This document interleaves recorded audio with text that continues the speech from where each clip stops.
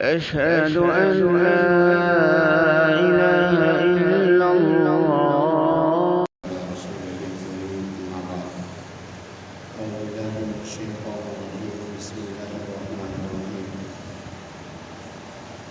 لله ما في السماوات وما في الأرض وإن تبدوا ما في أنفسكم أو تخفوه يحاسبكم به الله فيغفر لمن يشاء ويعذب من يشاء والله على كل شيء قدير.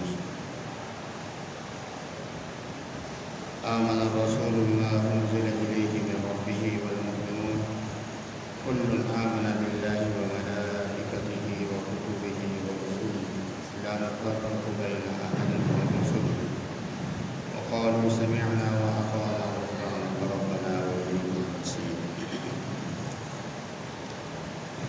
لله ما في السماوات، اللہ تعالیٰ ہی کے لیے ما فی السماوات جو کچھ آسمانوں میں ہے اور ما فی الارض اور جو کچھ زمینوں میں ہے. وَإِن تُبْدُوا اگر تم کسی چیز کو ظاہر کرو جو تمہارے جی میں ہے اور تخفو یا اس کو چھپائے رکھو یحاسبکم بہ اللہ، اللہ اس میں تمہارا حساب لے گا، حساب کرے گا. فیغفر لمن یشاء، اللہ جس کو چاہیں گے معاف کر دیں گے. ویعذب من یشاء، اور جس کو چاہیں گے اللہ سزا دیں گے، عذاب دیں گے. واللہ علی کل شیء قدیر، اللہ تعالیٰ ہر چیز پر قدرت رکھنے والا ہے. آمن الرسول، ایمان لایا رسول، بما انزل الیہ، جو کتاب اس کی طرف نازل ہوئی اس کے رب کی طرف سے. والمؤمنون، اور ایمان والے بھی ایمان لے آئے اس بات پر. کل آمنا، سب کے سب ایمان لے آئے اللہ پر. وملائکتہ، اللہ تعالیٰ کی فرشتوں کے اوپر. وکتبہ، اللہ کی کتابوں پر. ورسلہ، اللہ کے تمام رسولوں پر. لا نفرق بین احد من رسلہ، کسی بھی پیغمبر میں سے ان کے درمیان کوئی تفریق نہیں کرتے، ہمارے لیے سب پیغمبر برابر. وقالوا، اور سب نے اللہ کے سامنے یوں کہا سمعنا و اطعنا، اے اللہ ہم نے سن بھی لیا اور تیری اطاعت بھی کی. غفرانک ربنا، اے ہمارے رب تو ہمارے خطاؤں کو معاف فرما دے. وإلیک المصیر، اور ہم سب تیری طرف لوٹ کر جانے والے ہیں. اس آیت کے اندر کئی چیزوں کا بیان ہے. ایک تو ایمانیات میں سے جو ایمان مفصل ہے، جن ایمان لایا اللہ پر، اللہ کے رسولوں پر، اللہ کی کتابوں پر، یہ ایمان ہر مسلمان کے لیے ضروری ہے. اور اسی طرح پیغمبروں میں سے حضرت صلی اللہ علیہ وسلم تک پیغمبروں کا جتنا بھی سلسلہ ہے اور ان کے اوپر جو کتابیں نازل ہوئی ان کے اوپر بھی ایمان، ان پیغمبروں پر بھی ایمان، اللہ کے تمام فرشتوں پر ایمان. اور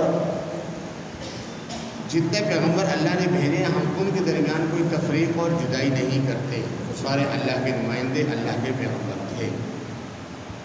ہم تو اللہ سے یہ کہتے ہیں کہ اے اللہ ہم نے تیری رسول کی بات سنی اور ہم اس کی اتباع میں لگ گئے، تو ہمارے خطاؤں کو معاف فرما دے اور تیرے طرف ہم نے لٹ کر جانا ہے. اور ایک مسلمان کو یہی سوچنا چاہیے، کیونکہ صرف دنیا میں زندگی گزارنے کے لیے نہیں آئے بلکہ احکامات کے مطابق زندگی گزارنے کے لیے اللہ نے بھیجا ہے. انسان کے پاس دو چیزیں ہیں، ایک وہ اعمال جو اس کے اختیار میں ہیں اور ایک وہ اعمال جو اس کے اختیار میں نہیں، غیر اختیاری ہیں. اب یہاں قرآن کریم میں اللہ نے فرمایا جو تمہارے اختیار میں ہیں، اختیاری اعمال ہیں، ان کو تم چھوڑو گے تو پھر تمہاری پٹائی ہوگی، تمہاری مار ہوگی. جو غیر اختیاری چیزیں جو تمہارے اختیار میں نہیں ہیں ان پہ تمہارا کوئی مواخذہ نہیں ہوگا. جیسے کہ بندے کے دل کے اندر وسوسہ آئے، میں کسی کی غیبت کروں گا یا کسی کو بھی گالی دوں گا یا کسی کو بھی ماروں گا، لیکن کیا کچھ نہیں، دل سے ارادہ نہیں کہ ویسے بھی ایک وسوسہ آیا، تو اب اس وسوسے بھی کوئی پکڑ نہیں ہے، میں یہ گناہ کروں گا، یہ ایک ارادہ پیدا غیر اختیاری، کیونکہ وسوسہ انسان کے اختیار میں نہیں ہے، یہ غیر اختیاری چیز ہے. یا مثال کے طور پہ کسی کا بچہ فوت ہو گیا، اب اس بچے کے فوت ہونے پہ جو دل کو غم لگتا ہے، جو غیر اختیاری آنسو گرتے ہیں، اس میں انسان کا بس نہیں چلتا، کیونکہ انسان کا دل اتنا کم نرم ہو جاتا ہے کہ خود رونا آ جاتا ہے. کوئی اس کو کہتا نہیں ہے، خود کیفیت کو دیکھ کر رونا آ جاتا ہے، خانہ کعبہ کو دیکھا رونا آ گیا اس کو، یہ غیر اختیاری ہو گیا۔ دوسری چیز ہے اختیاری، کہ جب کسی کا کوئی بچہ فوت ہوا، اب اس نے اللہ کے اوپر اعتراض شروع کر دیا، اے اللہ تو نے میرا کو ہی پکڑا، میرا ہی بچہ ضائع ہوا، میرے کو ہی نقصان پہنچا، فلانے کو نہیں پہنچتا تھے، آپ نے یہ کیا۔ تو یہ اب اس کے اختیار پہ اختیاری باتیں کر رہا ہے، اور یہ پھر بعض باتیں اس کو کفر تک پہنچا دیتی ہے جس پہ اللہ مواخذہ کریں گے۔ لہٰذا جتنے بھی ہمارے دماغ میں وسوسے آتے ہیں نا، شیطانی وسوسے ہوتے ہیں، کبھی برے خیالات آتے ہیں، بندہ کہتے ہیں کہ میں زندہ نہیں رہتا، ان سے بچاؤ کے لیے لا حول ولا قوت الا باللہ العلی العظیم اس تسبیح کو پابندی کے ساتھ پڑھتے رہیں، تاکہ یہ اختیاری وسوسے آتے ہیں ان سے جاتے۔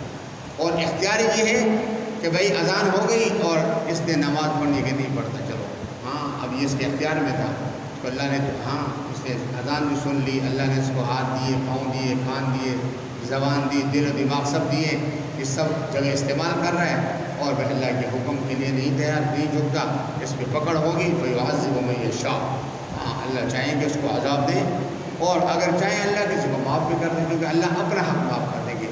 یہ بات ذہن میں رہے کہ دو گناہ ایسے ہیں، کفر اور شرک، کہ اگر اس کے ساتھ کوئی مرا ہے تو اس کے لیے کوئی معافی نہیں ہے، لیکن اس کے علاوہ جتنے بھی گناہ ہیں اللہ چاہیں گے تو ان کو معاف کر دیں گے، اللہ کے لیے کوئی مشکل۔ ان اللہ لا یغفر ان یشرک بہ ویغفر ما دون ذلک لمن یشاء، اللہ شرک کو تو معاف نہیں کریں گے، اس کے علاوہ جتنے گناہ ہیں اللہ چاہیں گے تو معاف کر دیں گے۔